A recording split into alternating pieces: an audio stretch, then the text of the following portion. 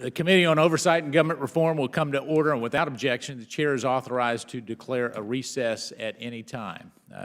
The United States federal government plays an important role in the lives of its citizens, and it needs a world-class workforce for maximum effectiveness.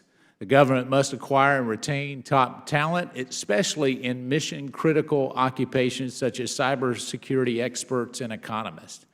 However, the current federal and pay benefits structure is really not conducive, in my opinion, to this goal. The general schedule, the pay schedule for the white-collar workers rewards tenure rather than performance, and the problem with this system is that it creates a twofold problem.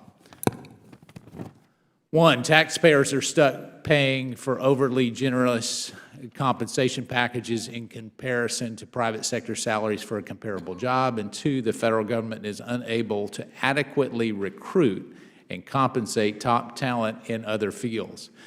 Additionally, we need a federal retirement system that is responsive to the needs of a transient millennial workforce. And in an era when employees are highly mobile and can frequently change jobs, it makes no sense to have an archaic pension system that is designed for a workforce that stays in place for decades.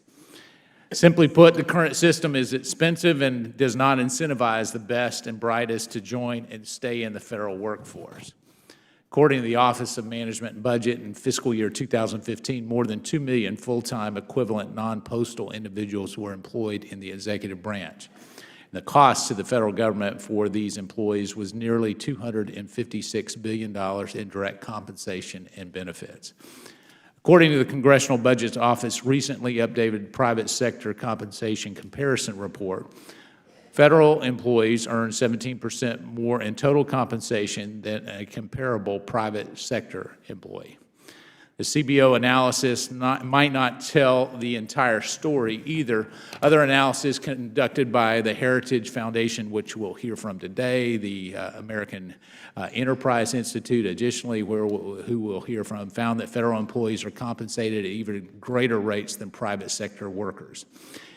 Interestingly, the CBO report found that compensation differs among higher workforce than with lower levels of education and lesser among those workers with advanced degrees. So we need to have a fiscally sustainable pay and benefit system that allows the federal government to reward performance and compensate others based on the importance of their position and not simply on tenure. I will want to make one other further comment. These hearings can many times be construed as taking one direction or another, and I have committed not only to my colleagues to my right to make sure that we get it right for the federal workforce. One of the most illuminating aspects that I've had is I've gone from workforce place to workforce place, some very large and some very small, that I was the first member of Congress to ever visit them. I've found that we have an incredibly dedicated federal workforce. So today I'd like to use this hearing to not only get at the facts, but also get an action plan where we can work in a bipartisan way to make sure that people are fairly compensated, but also to make sure that there's an incentive there to not only attract new federal workers, but also to make sure that the very thing that we're working for does not become a disincentive. What I've heard over and over and over again is that you have people who work very hard, and you have those who don't, and yet the compensation doesn't seem to be commensurate with that. And it has a chilling effect on those hard workers that I know Mr. Conley and I, and certainly Mr. Cummings, both agree that we need to recognize great performance because we have some great federal workers. And with that, I'd now like to recognize the distinguished ranking member and my good friend, Mr. Cummings, for his opening remarks.